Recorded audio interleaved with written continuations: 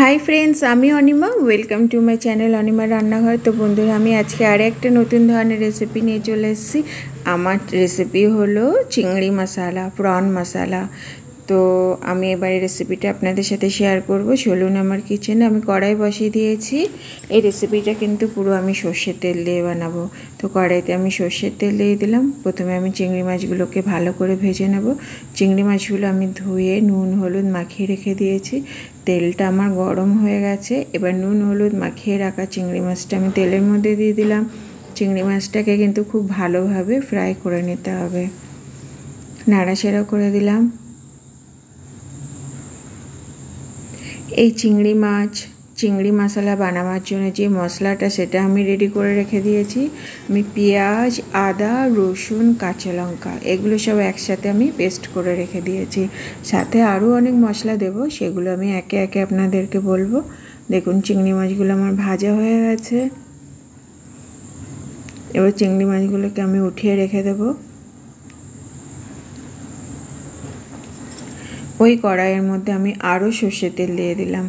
রেসিপিটা কিন্তু পুরো সর্ষের তেলেই বানাতে হবে। ফোড়নে দিলাম গোটা এলাচ গোটা জিরা আর যে আমি পেঁয়াজ আদা রসুন কাঁচা লঙ্কার পেস্টটা করেছি আমি পেস্টটা দিয়ে দিলাম। তো এই মশলাটাকে কিন্তু প্রথমে খুব ভালোভাবে কষিয়ে নিতে হবে।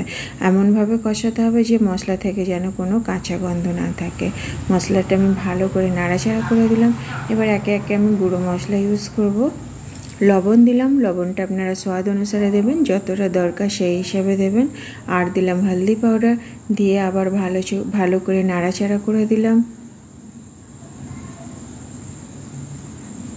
আমি একটা বড় সাইজের টমেটো পেস্ট করে রেখে দিয়েছি, সেগুলো আমি একে একে ইউজ করব। এবার আমি গুঁড়ো মশলাতে হাফ চামচ ধনে গুঁড়ো হাফ চামচ লঙ্কা গুঁড়ো পাউডার আর অল্প একটু জিরে গুঁড়ো পাউডার দিলাম। দিয়ে এবার মশলাটাকে খুব ভালোভাবে কষাতে হবে। যত সময় না কাঁচা গন্ধ যাচ্ছে তত সময় কষাতে হবে।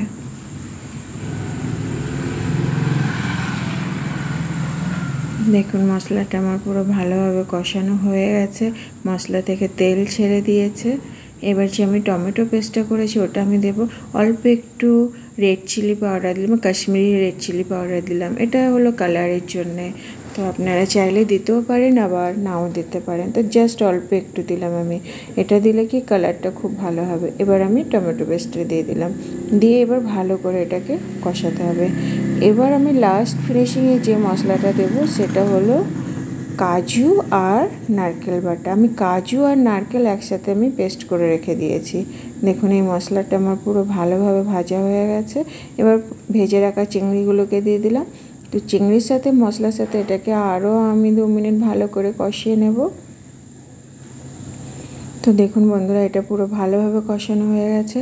এবার আমি যে কাজু আর নারকেল পেস্ট করে রেখেছি, নারকেল বাটা আর কাজু এগুলো আমি একসাথে কিন্তু এটাকে পেস্ট করে রেখে দিয়েছি।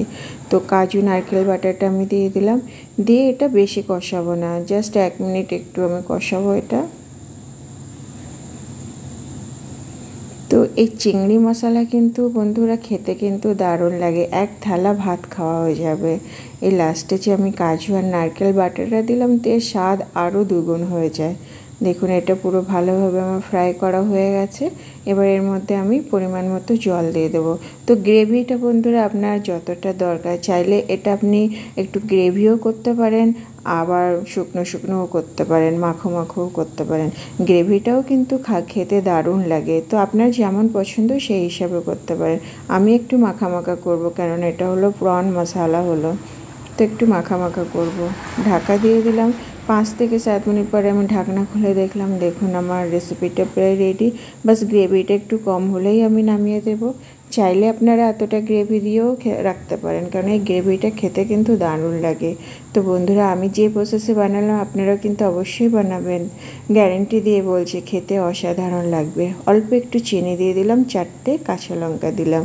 তো চিংড়ি মাছ নারকেল আর কাজু বাটা দিয়ে চিংড়ি মশলা আমার রেডি। লাস্ট ফিনিশিংয়ে আমি অল্প একটু গরম মশলা আর ঘি দেবো, দিলেই আমার রেসিপিটা পুরো রেডি হয়ে যাবে। হাফ চামচ ঘি দিয়ে দিলাম আর দিলাম গরম মশলা, দিয়ে ভালো করে মিক্স করে দিলাম। আমি দেখুন এটা কিন্তু একটা মাখো মাখো হিসাবে রেখে দিয়েছি, বেশি গ্রেভিও না আবার একদম শুকনোও না।